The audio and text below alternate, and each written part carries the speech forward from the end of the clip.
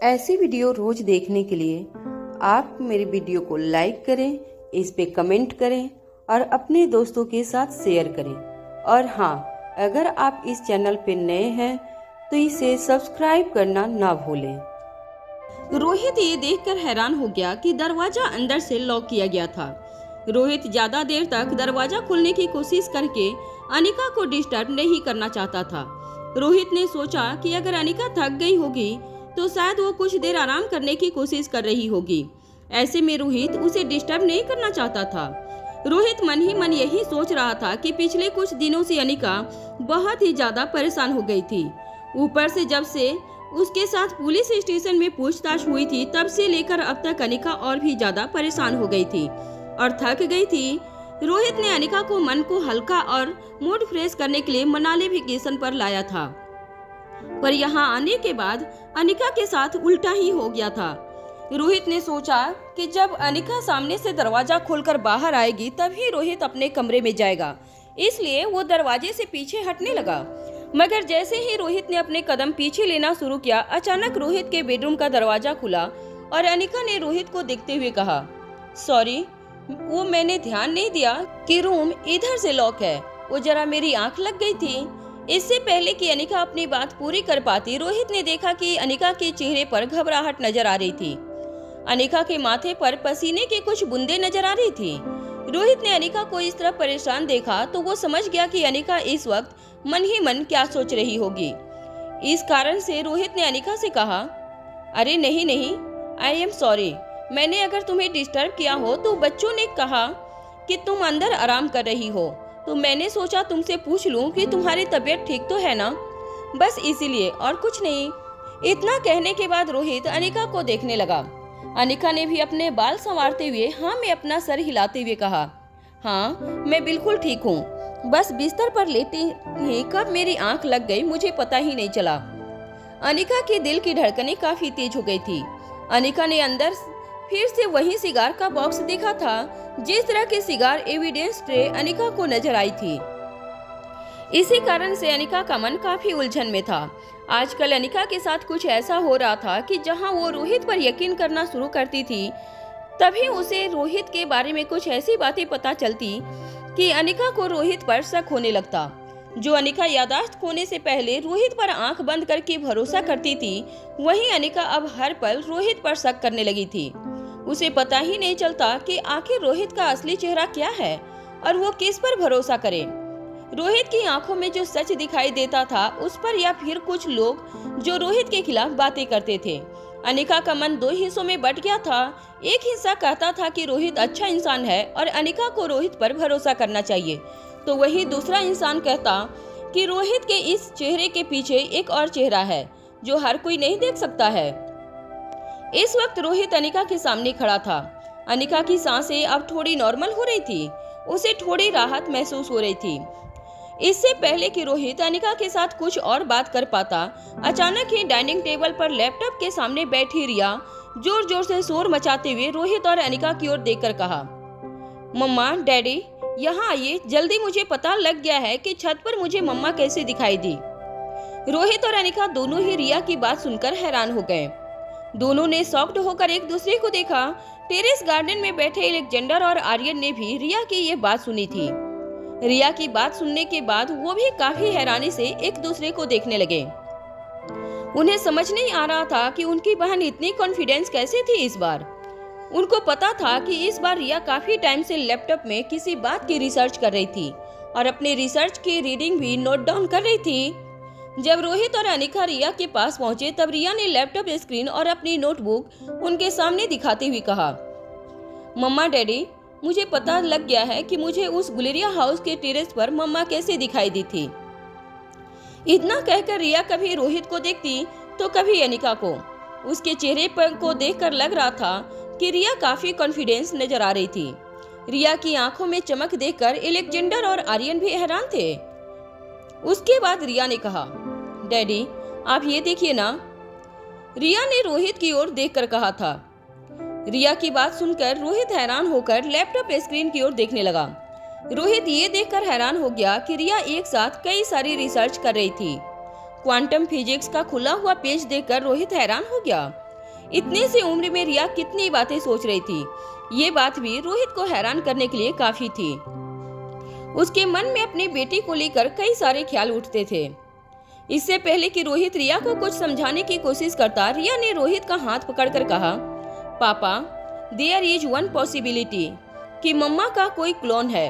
आप तो अच्छी तरह से जानते हैं कि आजकल साइंस और टेक्नोलॉजी ने इतनी तरक्की कर ली है, और हम सब ये भी जानते हैं कि ह्यूमन क्लोन बनाना कितना आसान हो गया है। और मुझे लगता है कि मम्मा इतनी टैलेंटेड है, इतनी खूबसूरत है, इसलिए किसी ने मम्मा का क्लोन बनाया है। पापा, क्या आप जानते हैं कि क्लोन हूबहू हम जैसा ही दिख सकता है? उसके बोलने का तरीका, उसके चलने का तरीका, उसके लुक्स, उसके फीचर्स, उसकी आंखें, उसकी नाक, सब कुछ हमारी तरह हो सकता है। इतना कहने के बाद रिया ने रोहित की तरफ देखकर सीरियस होते हुए कहा, पापा, मुझे लगता है कि जरूर मम्मा किसी ने क्लोन बनाया है। आपको क्या लगता है, या आप क्या सोचते हो? इतना कहने के बाद रिया रोहित को गौर से देखने लगी। वो जानना चाहती थी कि आखिर उसके पापा उसकी बात पर क्या जवाब देते हैं। रोहित भी अच्छी तरह से जानता था कि ऐसा करना आज के जमाने में ज्यादा मुश्किल नहीं था, मगर रोहित ये बात भी अच्छी तरह से जानता था कि किसी का क्लोन बनाना इतना आसान भी नहीं था।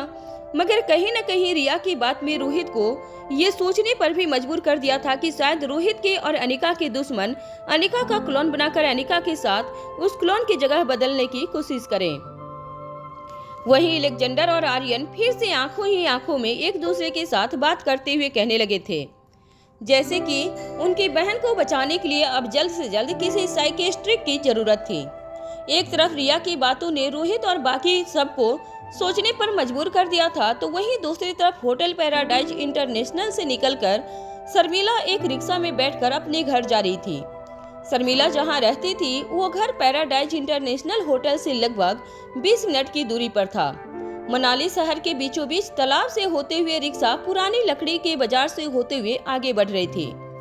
काफी दिनों बाद शर्मिला को अपनी माँ की कोई खबर मिली थी। भले ही शर्मिला को अपनी माँ के बारे में ज्यादा कोई इन्फॉर्मेशन नहीं दी थी रंजित ने, मगर अपनी माँ का जिक्र आने के बाद शर्मिला का मन काफी भारी हो चुका था। शर्मिला अच्छी तरह से जानती थी कि दूसरों की नजरों में कई साल पहले ही उसकी माँ मर चुकी थी, मगर शर्मिला का दिल अभी भी जानता था कि उसकी माँ इस दुनिया में कहीं पर सांस ले रही थी। शर्मिला मन ही मन में ऊपर वाले से ये भी प्रार्थना करती रहती थी कि एक दिन वो अपनी माँ से मिल सके, कम से कम जिंदगी में एक बार शर्मिला वापस अपनी माँ का मुंह देख सके। ये प्रार्थना रोज शर्मिला मन ही मन ऊपर वाले से किया करती थी। शर्मिला अच्छी तरह से ये भी जानती थी कि माँ साहब के गिरोह में एक बार जाने के बाद कोई भी औरत दोबारा कभी नॉर्मल जिंदगी में नहीं लौट सकती थी। शर्मिला की माँ अब उस काली दुनिया का हिस्सा थी जो माँ साहब ने कमजोर और पिछड़ी हुई औरतों के लिए बनाई थी। सूर्यास्त हो चुका था और मनाली की गलियों में धीरे धीरे अंधेरा छाने लगा था। शर्मिला का रिक्शा जिस गली से गुजर रहा था वहाँ स्ट्रीट लाइट न होने की वजह से काफी ज्यादा अंधेरा छाया हुआ था। शर्मिला की आंखों से लगातार आंसू बह रहे थे और रिक्शा ड्राइवर मिरर में जब भी शर्मिला को देखता तब उसे ऐसा लगता कि शर्मिला अभी अभी अपने बॉयफ्रेंड के साथ शायद झगड़ा करके आई थी और इसीलिए इतने आंसू बहा रही थी। आमतौर पर शर्मिला की उम्र की लड़कियां इसी वजह से ज्यादा आंसू बहाया करती थी, इसीलिए रिक्शा ड्राइवर ने भी शर्मिला के आंसुओं पर ज्यादा ध्यान नहीं दिया और रिक्शा चलाने में ही अपना ध्यान रखना उसे सही समझा। कुछ देर में शर्मिला ने रिक्शा वाले को रिक्शा रोकने को कहा। रिक्शा जिस जगह पर रुकी थी वो जगह काफी ऊंचाई पर बनी हुई थी। रिक्शा वाले को पैसे देने के बाद शर्मिला एक सुनसान गली से अपने घर की ओर आगे बढ़ने लगी। शर्मिला जिस गली में रहती थी वहाँ काफी छोटे छोटे बंगले बने हुए थे, मगर ज्यादातर बंगले शहर में रहने वाले लोगों ने अपने वेकेशन हाउस के नजरिए से बनाए थे, इसलिए ज्यादातर बंगले खाली थे, जिसकी वजह से वो जगह काफी ज्यादा सुनसान नजर आ रही थी। आसपास इतना ज्यादा सन्नाटा था कि हल्की सी हवा भी अगर चलती तो हवा की सरसराहट की आवाज कानों पर सुनाई दे रही थी, मगर अपनी माँ के लिए गहरी सोच में डूबी शर्मिला के कानों पर शर्मिला का पीछा कर रहे किसी के कदमों की आवाज तक नहीं पड़ रही थी। कोई था जो शर्मिला का पीछा बहुत देर से कर रहा था। वो लगातार शर्मिला का पीछा किए जा रहा था। वो शख्स कोई और नहीं बल्कि सनी था। सनी होटल पैराडाइज इंटरनेशनल से ही शर्मिला का पीछा करते हुए आज शर्मिला के घर तक पहुंचना चाहता था। सनी ने मन ही मन यह तय कर लिया था कि वो आज ये जानकर रहेगा कि शर्मिला आखिर थी कौन, और क्या शर्मिला ने सनी को जो कहानी सुनाई थी वो सच थी या झूठ। धीरे धीरे सनी बड़ी ही होशियारी से शर्मिला का पीछा करते हुए आगे बढ़ता रहा। शर्मिला के कानों पर अब तक सनी के कदमों की आहट नहीं पड़ी थी, मगर अचानक ही सनी का पांव एक पत्थर से टकराया और पत्थर उछलकर पास पड़े एक टीन के डिब्बे से टकराया, जिसकी वजह से पूरी सुनसान गली में अचानक ही टीन के डिब्बे की आवाज गूंजने लगी। अचानक हुई आवाज की वजह से गली के आसपास के कुत्ते जोर जोर से भौंकने लगे। अपने ख्यालों में खोई हुई शर्मिला अचानक ही अपनी सोच से बाहर निकली और घबराकर यहाँ वहाँ देखने लगी। उसकी समझ में नहीं आ रहा था कि अचानक ही इतने सारे कुत्ते एक साथ भौंकने क्यों लगे थे। जब शर्मिला ने मुड़कर पीछे देखा तो उसे कोई नजर नहीं आया। अब आवारा कुत्तों के भौंकने की आवाज को पूरी तरह से इग्नोर करते हुए शर्मिला फिर से अपने घर की ओर अपने कदम आगे बढ़ाने लगी। जैसे ही सनी का पांव पत्थर से टकराया, सनी ने अपने आप को एक बड़ी सी दीवार के पीछे छुपा लिया, जिससे शर्मिला की नजर सनी पर ना पड़े। बड़ी ही होशियारी से सनी दीवार के पीछे से झांककर शर्मिला को देख रहा था। शर्मिला ने अपने पर्स से अपने घर की चाबी निकाली और एक छोटे से मकान का गेट खोलकर उस मकान के बरामदे में चली गई। शर्मिला जहां रहती थी वो एक छोटा सा मकान था, जिसके आगे एक छोटा सा गार्डन भी था। गार्डन के आगे जो गेट था उस पर ताला लगा हुआ था। शर्मिला ने अपने पर्स से चाबी निकालकर उस ताले को अनलॉक किया और गार्डन से होते हुए घर की मेन डोर तक पहुंची। सनी धीरे से अपने आप को छुपाते हुए शर्मिला के मकान के ठीक बगल में जा पहुंचा। शर्मिला ने दरवाजे का ताला खोलकर आंगन में पड़े एक प्लास्टिक के बैग उठाई और घर के अंदर चली गई। दरवाजा बंद होने के बाद सनी भी धीरे धीरे शर्मिला के घर की ओर अपने कदम आगे बढ़ाने लगा। काफी होशियारी से यहाँ वहाँ देखते हुए सनी शर्मिला के घर के गार्डन में दाखिल हुआ था। किसी भी तरह की कोई आवाज ना करते हुए धीमे कदमों से सनी शर्मिला के घर की ओर आगे बढ़ने लगा। सनी को पता था कि दरवाजा अंदर से लॉक था, इसलिए आंगन के दीवार को कूदते हुए सनी घर के पीछे वाले हिस्से के पास आने लगा। एक बेहद पतले रास्ते से होता हुआ सनी घर के पीछे वाले दरवाजे को ढूंढता हुआ जा रहा था। तभी सनी ने देखा कि एक खिड़की से रोशनी बाहर आ रही थी। सनी धीरे धीरे उस खिड़की के पास गया और बड़ी होशियारी से सनी ने खिड़की से झांक कर देखा, मगर सनी ने जब शर्मिला के घर के अंदर झांक कर देखा तो उसके होश उड़ गए। सनी बड़ी ही होशियारी से शर्मिला का पीछा करते हुए उसके घर तक पहुंच गया था। शर्मिला को इस बात की भनक तक नहीं थी कि सनी उसका पीछा कर रहा था। सनी को पहले तो इस बात को लेकर शक था कि शर्मिला ने अपने अपाहिज भाई के बारे में जो भी बातें कही थी वो सच थी या नहीं, मगर जब बड़ी ही सावधानी से सनी ने खिड़की से झांक कर देखा तो उसकी आंखें फटी की फटी रह गई। शर्मिला जिस घर में दाखिल हुई थी उस घर में एक पुराने से बिस्तर पर एक 19-20 साल का लड़का बिल्कुल अकेला और बेसहारा लेटा हुआ नजर आ रहा था। उस लड़के को देखकर ऐसा लग रहा था जैसे उसके पूरे शरीर को लकवा मार चुका था। होंठ एक तरफ गिरे हुए नजर आ रहे थे और बड़ी बड़ी आंखों में काफी ज्यादा तकलीफ नजर आ रही थी। उस शख्स को देखते ही सनी को अजीब लगने लगा। सनी के मन में एक साथ कई सारे सवाल चलने लगे। सनी को अब कहीं न कहीं अपने आप पर भी गुस्सा आ रहा था कि उसने शर्मिला पर शक किया और उसका पीछा करते हुए उसके घर तक आ गया। पर वहीं सनी के दिमाग में अगले ही पल ये भी ख्याल आता कि आखिर शर्मिला चोरी छुपके रूम नंबर 403 में क्यों गई थी। आखिर क्या कारण रहा होगा। सनी की आंखें लगातार शर्मिला के भाई पर टिकी हुई थी। उसने देखा कि शर्मिला के आते ही उसका भाई शर्मिला से कुछ कहने की कोशिश कर रहा था, मगर वो जिस तरह से बात कर रहा था सनी की समझ में कुछ नहीं आ रहा था। शर्मिला ने अपना पर्स और बाकी सारा सामान टेबल पर रखते हुए उस लड़के से कहा, हाँ अशोक, मैं आ गई हूँ। मैं अच्छी तरह से जानती हूँ तुम्हें भूख लगी होगी। मुझे 5 मिनट देना, मैं अभी तैयारी करके तुम्हें खाना खिलाती हूँ। उसकी बात सुन शर्मिला का भाई कुछ इशारे करके शर्मिला को कुछ बताने की कोशिश करने लगा। सनी ये सब कुछ छुप कर देखे जा रहा था। उसे अंदर ही अंदर शर्मिला और उसके भाई पर दया आ रही थी। आज न जाने क्यों, मगर सनी को शर्मिला के लिए बहुत बुरा लग रहा था। सनी आज समझ पा रहा था कि जिंदगी का असली दर्द क्या होता है। शर्मिला की बात सुनने के बाद वो लड़का फिर से शर्मिला से कुछ कहने की कोशिश करने लगा।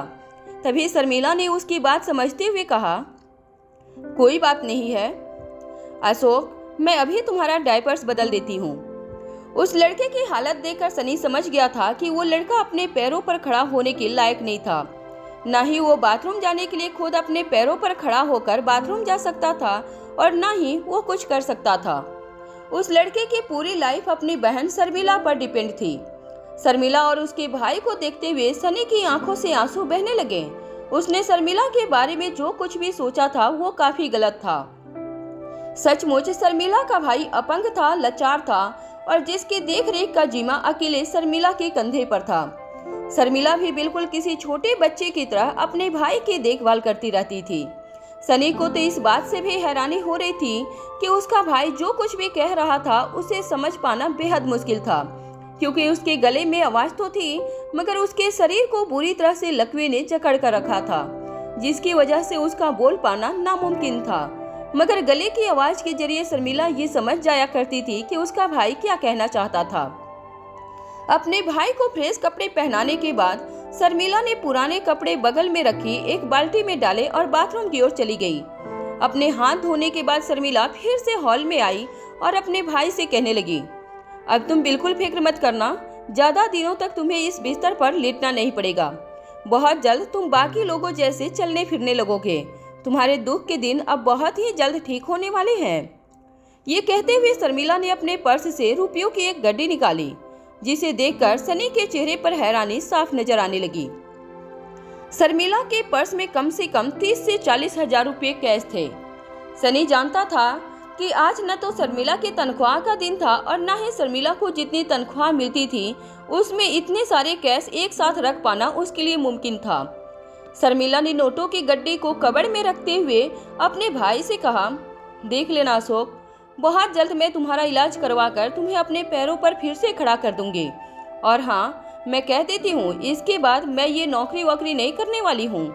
तुम ही कोई नौकरी ढूंढना और घर की सारी जिम्मेदारियां संभाल लेना। अब मुझे भी आराम करने को मिलेगा ना, बताओ ना। शर्मिला की बात सुनने के बाद अशोक बिस्तर पर लेटा हुआ अपने गले से एक किस्म की आवाज निकालने लगा, जिसे समझ पाना सनी के लिए नामुमकिन था। मगर अपने भाई की बात समझते हुए शर्मिला ने उसके भाई की बात का जवाब देते हुए कहा, मेरी शादी के सपने देखना भूल जाओ, क्योंकि मैं शादी नहीं करने वाली। मेरे नसीब में जो मेरे लिए लिखा था वो होकर रहेगा, मगर तुम्हारे लिए मैं किस्मत से भी लड़ने के लिए तैयार हूँ, क्या समझे। शर्मिला की बात सुनने के बाद शर्मिला का भाई अपनी आवाज और तेज करके शर्मिला को कुछ कहने लगा। सनी को तो उसकी बातें समझ नहीं आ रही थी, मगर अशोक की आवाज तेज होने पर शर्मिला ने अशोक से कहा, अरे अब चुप भी हो जाओ, मैं जो कह रही हूँ वो सुनो और मेरी शादी के सपने हमेशा के लिए भूल जाओ। मैं तुम्हारे लिए खाना बनाकर लाती हूँ, चुपचाप से खाना खाओ और सो जाओ। ये कहने के बाद शर्मिला किचन में जाने लगी। इसी बीच उसे एक पल के लिए लगा कि खिड़की के पास कोई है। शर्मिला को जैसे ही ऐसा एहसास हुआ वो अपनी जगह पर रुक गई। उसने खिड़की की तरफ देख कर कहा, कौन है वहाँ। शर्मिला ने जैसे ही ये कहा, खिड़की के पास छिपे सनी की हालत खराब हो गई। वो नहीं चाहता था कि शर्मिला उसे वहाँ इस हालत में देख, नहीं तो न जाने शर्मिला सनी के बारे में क्या सोचेगी। सनी इस वक्त मन ही मन यही सोचे जा रहा था। उसके पांव सून पड़ गए थे। उसे समझ नहीं आ रहा था कि फिर वो क्या करे। वो इस वक्त ऐसी हालत में फंस गया था कि वो वहां से हिल भी नहीं सकता था। वहीं शर्मिला लगातार खिड़की की ओर देख रही थी। उसे मन ही मन अजीब सा लग रहा था। काफी देर तक अपनी जगह पर खड़े रहने के बाद शर्मिला अचानक से खिड़की की ओर बढ़ने लगी। उसके कदम जैसे जैसे खिड़की के पास जा रहे थे, सनी की हालत खराब हो रही थी। उसे अब बिल्कुल समझ नहीं आ रहा था कि वो क्या करे। सनी मन ही मन यही सोच रहा था कि अगर शर्मिला ने उसे देख लिया तो वो उसे क्या जवाब देगा और क्या कहेगा कि वो इस जगह पर क्या कर रहा था। इधर शर्मिला खिड़की के एकदम पास पहुंच चुकी थी। वो खिड़की से झांक कर देखने ही वाली थी, इतने में उसका भाई फिर से अजीब अजीब आवाजें निकालने लगा। आवाज सुनकर शर्मिला का ध्यान भटक गया। वो पीछे मुड़ी तो देखा उसका भाई अशोक हाथ से खाने का इशारा कर रहा था। उसका इशारा देखते ही शर्मिला जल्दी से किचन के अंदर भाग कर गई और खाना बनाने लगी। शर्मिला के जाते ही सनी की सांस में सांस आई, पर उसका शरीर अभी भी कांप रहा था। पर मन ही मन सनी अशोक का शुक्रिया कर रहा था। सनी वही खिड़की के पास खड़ा अशोक को देख रहा था। तभी सनी की नजर कबर्ड की तरफ गई। वो सब कुछ भूलकर पैसों के बारे में सोचने लगा। सनी की समझ में नहीं आ रहा था कि इतने सारे रुपये अचानक शर्मिला को कहां से मिले थे। शर्मिला रूम नंबर 403 में दाखिल हुई थी। उसके बाद काफी देर बाद वो बाहर निकली थी। मन ही मन सनी ये सोच सोचकर परेशान हो रहा था कि कहीं पैसों की तंगी और भाई की ऐसी हालत की वजह से शर्मिला ने कोई ऐसा रास्ता तो नहीं अपना लिया था जो उसके चरित्र को दागदार कर दे। इस बात को सोचने भर से सनी का पूरा शरीर सिहर जाता था। उसे मन ही मन शर्मिला के लिए डर लगने लगा था। वो नहीं चाहता था कि शर्मिला कोई गलत रास्ते पर जाए, वो भी पैसों की तंगी के कारण। सनी शर्मिला की मजबूरी अच्छी तरह से समझ पा रहा था और इस वक्त सनी को यही लग रहा था कि अपने भाई का इलाज करने के लिए शायद शर्मिला ने पैसे कमाने का एक आसान तरीका अपनाया था। सनी के मन में जब ये ख्याल आने लगा तब सनी ने अपना एक हाथ अपने सिर पर रखकर अपना ही सर जोर से खिड़की के बगल वाली दीवार पर पटक दिया। इस वक्त सनी शर्मिला से भी ज्यादा अपने आप को कमजोर पा रहा था। सनी मन में अपने आप को कोसने लगा। बस वो किसी तरह शर्मिला के भाई का इलाज करके उसकी मदद करके शर्मिला को ऐसी दर्द भरी जिंदगी से आजादी देना चाहता था। हालांकि सनी के मन में अब भी शर्मिला के लिए प्यार कम नहीं हुआ था। वो किसी भी हालत में शर्मिला को अपनाने के लिए तैयार था। सनी जानता था कि शर्मिला जो कुछ भी कर रही थी वो सिर्फ और सिर्फ अपने भाई और भाई की बीमारी से लड़ने के लिए कर रही थी। हालांकि सनी जो कुछ भी समझ रहा था वो सब कुछ गलत था। शर्मिला के पास जो पैसे आए थे वो रंजीत ने जरूर दिए थे, मगर वो पैसे दमयंती देवी यानी कि माँ साहब ने भिजवाए थे। शर्मिला की माँ जैसी हजारों पीड़ित औरतों को एकजुट करके दमयंती देवी ने एक बहुत बड़ा साम्राज्य बनाया था और उसी काले साम्राज्य के जरिए दमयंती देवी करोड़ों रुपये कमाती थी। मगर उन करोड़ों रुपयों में से लाखों रुपये वो उन बेबस औरतों के परिवारों में बांट दिया करती थी, ताकि उन औरतों का दमयंती देवी पर विश्वास हमेशा बना रहे और वो दमयंती देवी के इशारे पर अपनी जिंदगी कुर्बान करने से पीछे भी ना हटे। दमयंती देवी का असली मकसद वहां रह रही औरतों से कोई नहीं जानता था। बस वो दमयंती देवी को अपनी जिंदगी का मसीहा समझकर दमयंती देवी के द्वारा कही हर बात को चुपचाप फॉलो करती थी। एक तरह से उन बेबस औरतों के पास और कोई रास्ता भी नहीं बचता था। दमयंती देवी घूंघट वाली औरतों को उकसाकर कई ऐसे काम करवाती थी जो घूंघट वाली औरतों को लगता था कि समाज के कल्याण के लिए कर रही थी, मगर असलियत में दमयंती देवी बड़े बड़े पॉलिटिकल मर्डर्स, किडनैपिंग, एक्सटॉर्शन जैसे धंधे करके करोड़ों रुपये कमाती थी। उन भोली भाली औरतों को तो सिर्फ यही लग रहा था कि वो जिनको मार रही है, उन्हें किडनैपिंग कर रही है, वो भी एक तरह से समाज के उन लोगों में से थे जो कमजोर और पीड़ितों पर जुल्म करते थे। मगर बदला लेने का झांसा देकर दमयंती देवी असलियत में उन औरतों के हाथों से ऐसे जुल्म करवाती थी जिनके लिए दमयंती देवी को बड़ी बड़ी सुपारी और बड़ी बड़ी फिरौती के पैसे मिलते थे। इसी तरह तो दमयंती देवी ने अपने पाप का साम्राज्य फैला कर रखा था। काम करने वालों के लिए दमयंती देवी मसीहा थी और कानून की किताबों में वो सारी की सारी औरतें मर चुकी थीं, और जब जुल्म करने वाला जिंदा ही नहीं था तो सजा मिलने का सवाल ही नहीं होता था। अब दमयंती देवी के काले साम्राज्य का पता बाहर की दुनिया वालों को बिल्कुल नहीं था और न ही दमयंती देवी ने अपने जिंदा होने की खबर किसी तक पहुंचने दी थी। रंजीत योगराज का राइट हैंड आदमी था और दमयंती देवी भी रंजीत के जरिए ही सारी कांटेक्ट उठाती थी। लोगों के दिलों में रंजीत की दहशत थी। लोग ये नहीं जानते थे कि उस दहशत के पीछे का असली नाम दमयंती देवी था। बड़े बड़े पॉलिटिशियन ये भी जानते थे कि रंजीत योगराज को ज्यादा फेवर करता था, मगर लोग ये नहीं जानते थे कि दरअसल रंजीत योगराज और दमयंती देवी के हाथों की कठपुतली था। शर्मिला के घर के बाहर खिड़की के पास खड़ा मायूस सनी अपने दिल में भारी बोझ लेकर धीरे धीरे अपने कदम शर्मिला के घर से बाहर ले जाने लगा।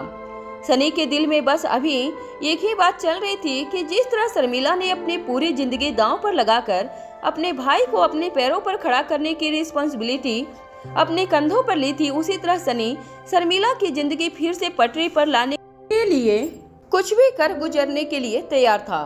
आमतौर पर लड़की की मजबूरी ना समझते हुए अगर किसी भी लड़के को लड़की के इस पहलू के बारे में पता चले तो शायद वो उसे दोबारा जिंदगी में कभी देखना भी पसंद ना करे। मगर सनी के दिल में शर्मिला के लिए इज्जत इतनी बढ़ गई थी कि वो अब शर्मिला के लिए कुछ भी करने के लिए तैयार था और शर्मिला की जिंदगी संवारने के लिए सनी किसी भी हालत में B16 पावर ड्रग हासिल करना चाहता था। होटल पैराडाइज इंटरनेशनल में जब सुबह अनिका की आंखें खुली तो उसने देखा कि बेडरूम में रोहित कहीं नजर नहीं आ रहा था। अनिका चौंक कर जाग गई और अपनी जगह पर बैठ गई। अनिका ने जब ध्यान से पूरे कमरे में देखा तब उसे एहसास हुआ कि न तो बाथरूम की लाइट जल रही थी और न ही रोहित टेरेस गार्डन में कहीं दिखाई दे रहा था। रोहित को कमरे में ना देखकर अनिका एकाएक ही चौंक गई थी। उसके मन में कई सारे सवाल उठने लगे। अनिका को लगा कि कहीं रोहित किसी काम से तो नहीं गया है। अनिका मन ही मन कुछ सोच रही थी, इतने में उसका ध्यान लाइट लैंप की तरफ गया। अनिका ने जब लाइट लैंप ऑन करके देखा तब उसे एहसास हुआ कि अभी सुबह के 5 बजे थे। वक्त देखने के बाद अनिका का चेहरा बदल गया। अनिका काफी हैरान हो गई। कुछ देर तक वो गहरी सोच में डूब गई। उसे समझ नहीं आ रहा था कि वो क्या करे। काफी देर तक गहरी सोच में डूबने के बाद अचानक से अनिका अपने ख्यालों की दुनिया से बाहर आई। अनिका जल्दी से अपनी जगह से उठकर टेरेस गार्डन की ओर गई और चारों तरफ देखने लगी। अनिका को इस वक्त टेरेस गार्डन के सामने एक बड़ा सा पहाड़ बर्फ से घिरा हुआ नजर आ रहा था। उसके आसपास कोहरा छाया हुआ था। ठंडी ठंडी हवा का झोंका अनिका के बदन से टकरा रहा था। सुबह का ये वक्त बेहद ही आकर्षक लग रहा था, पर अनिका का ध्यान इन सब में नहीं था, बल्कि उसकी नजरें बस रोहित की तलाश में थी। अनिका ने चारों ओर जब गौर से देखा तब उसे रोहित कहीं नजर नहीं आया। अब अनिका सोचने लगी कि आखिर रोहित इतनी सुबह सुबह कहाँ चला गया। तभी कुछ पल के बाद अचानक से अनिका को वॉशरूम का ख्याल आया। वॉशरूम की लाइट बंद होने के बावजूद अनिका ने धीरे से जब वॉशरूम का दरवाजा खोलकर देखा तब उसे एहसास हुआ कि वॉशरूम में भी कोई नहीं था। इसका मतलब था कि रोहित जाग गया था और बेडरूम से निकल चुका था। अनिका ने जब बेडरूम का दरवाजा खोलकर प्रेसिडेंशियल स्वीट के लिविंग एरिया में हर तरफ देखा तब उसे रोहित वहां भी कहीं नजर नहीं आया। अनिका तेजी से बड़े से टेरेस गार्डन में गई, मगर रोहित वहां भी नहीं था। तभी अचानक से अनिका को ख्याल आया कि हो सकता है कि रोहित बच्चों के कमरे में हो। ये ख्याल आते ही अनिका दौड़कर बच्चों के कमरे की तरफ गई। अनिका ने धीरे से बच्चों के बेडरूम का दरवाजा खोलकर देखा तो तीनों बच्चे अपने अपने बिस्तर पर बड़े ही आराम से सोए हुए थे। रोहित वहां भी कहीं नजर नहीं आ रहा था। अनिका इस बात को लेकर हैरान थी कि रोहित सुबह सुबह 5 बजे अचानक कहां चला गया था। अनिका ने जब प्रेसिडेंशियल स्वीट का मेन दरवाजा खोला तब बाहर तैनात नाइट ड्यूटी पर मौजूद सिक्योरिटी गार्ड्स अचानक अलर्ट हो गए। एक सिक्योरिटी गार्ड दौड़कर अनिका के पास आया और कहने लगा, यस मैडम, क्या आपको कुछ चाहिए? इतना कहकर वो गार्ड अनिका की ओर सावधानी से देखने लगा।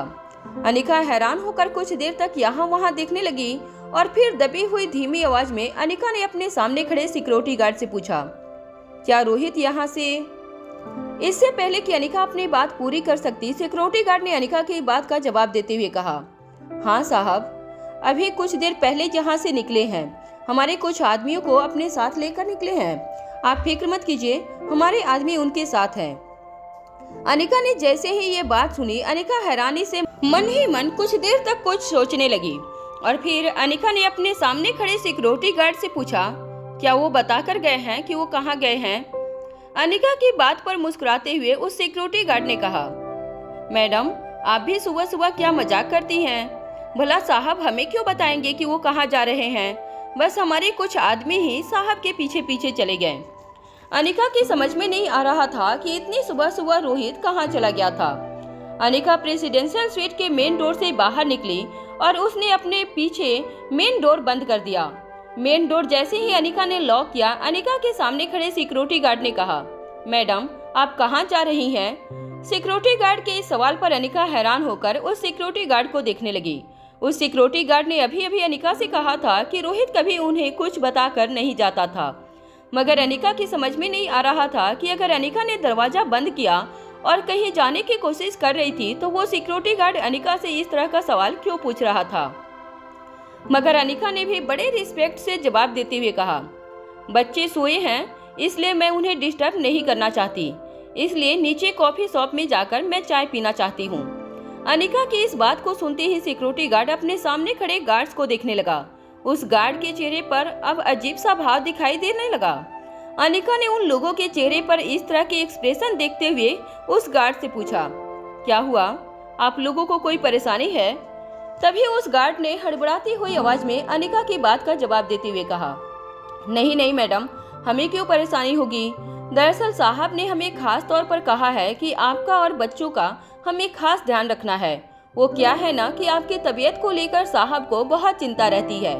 मगर कोई बात नहीं मैडम, मैं यहाँ कुछ लोगों को बच्चों के साथ उसके सिक्योरिटी के लिए छोड़ देता हूँ और आपके साथ कुछ लोगों को नीचे भेज देता हूँ। इतना कहने के बाद वो गार्ड अनिका की ओर देखने लगा। उसे पूरी उम्मीद थी कि अनिका उसकी बात मान लेगी। वहीं अनिका अब तक एक बात तो अच्छी तरह से जान चुकी थी कि रोहित के वफादार सिक्योरिटी गार्ड्स अनिका को अकेले कहीं जाने नहीं देंगे। इसलिए उस सिक्योरिटी गार्ड की बात सुनते ही अनिका ने सिर्फ हाँ में अपना सर हिला दिया और एलिवेटर की ओर जाने लगी। अनिका के पीछे पीछे 3 सिक्योरिटी गार्ड काफी अलर्ट होकर अनिका के साथ साथ जाने लगे। होटल पैराडाइज इंटरनेशनल एक 5 स्टार होटल थी, जहां देश विदेश के गेस्ट आकर ठहरते थे और यहाँ की कॉफी शॉप 24 घंटे सर्विस देती थी। अनिका जब सेकेंड फ्लोर पर बनी बड़ी सी कॉफी शॉप में दाखिल हुई तो अनिका ने देखा कि सुबह के 5 बजे थे, मगर होटल में काफी ज्यादा चहल पहल थी। होटल पैराडाइज इंटरनेशनल की 24 घंटे कॉफी शॉप में ड्रिंक्स की सर्व किए जाते थे, जहां पर विदेश से आए कई टूरिस्ट शराब पीते हुए नजर आ रहे थे। कैफे में हल्का हल्का वेस्टर्न म्यूजिक बज रहा था।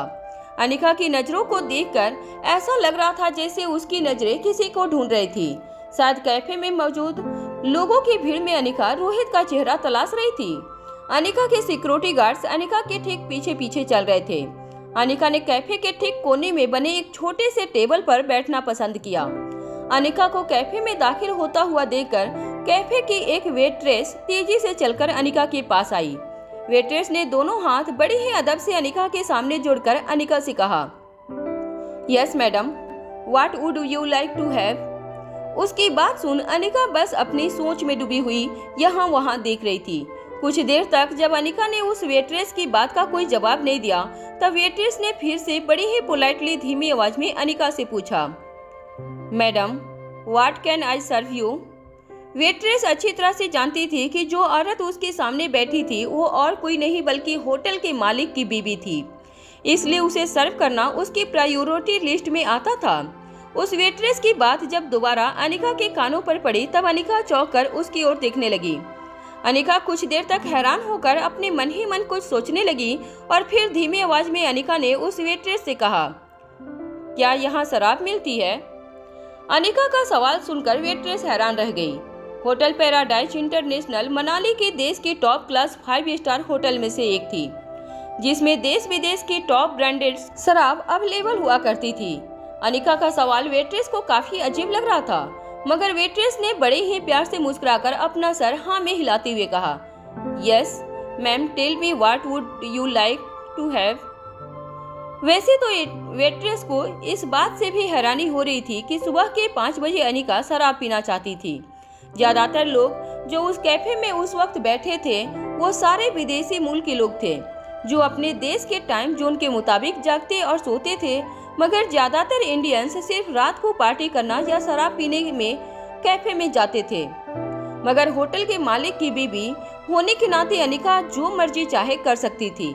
ये सोचते हुए उस वेट्रेस ने अपनी बात आगे बढ़ाते हुए अनिका से पूछा, ma'am, would you like to have wine, whisky, beer. Anika के तो समझ में नहीं आ रहा था कि वेट्रेस उसे क्या ऑफर कर रही थी। अनिका की नज़र कैफे में मौजूद हर टेबल पर बारी बारी से घूम रही थी। अनिका उस शराब की बोतल को ढूंढना चाहती थी जो उसे एविडेंस ट्रे में नजर आई थी, मगर वो शराब की बोतल उसे मौजूदा गेस्ट के टेबल पर कहीं नजर नहीं आ रही थी। जो बोतल अनिका ने एविडेंस ट्रे में देखी थी, उसकी तस्वीर अनिका के दिमाग में बिल्कुल साफ साफ छप चुकी थी। उस बोतल का रंग, शेप, साइज सब कुछ अनिका के दिमाग में किसी फोटोग्राफ की तरह चिपक चुका था। अनिका ने बड़े ही ध्यान से उस वेट्रेस की ओर देखकर कहा, मुझे हरे रंग की बोतल वाली शराब की बोतल चाहिए। वेट्रेस अनिका की फरमाइश सुनकर काफी हैरान हो गई। वेट्रेस ने कुछ देर तक अपने मन ही मन कुछ सोचने के बाद अनिका से पूछा, मैम, मैं कुछ समझ नहीं पाई, आपको कौन सी शराब पसंद है? फिर अनिका ने एक गेस्ट के टेबल पर एक वाइन की बोतल की ओर इशारा करते हुए उस वेट्रेस से कहा, देखो, बिल्कुल उस बोतल जैसी ही बोतल थी वो, मगर उसका रंग अलग था और शेप भी थोड़ा सा अलग था। हालांकि वेट्रेस को अनिका की बातों पर काफी ज्यादा हैरानी हो रही थी, मगर अपनी होटल की मालकिन की बात को समझने की कोशिश करते हुए वेट्रेस ने उस बोतल की ओर देखा जहां अनिका इशारा कर रही थी।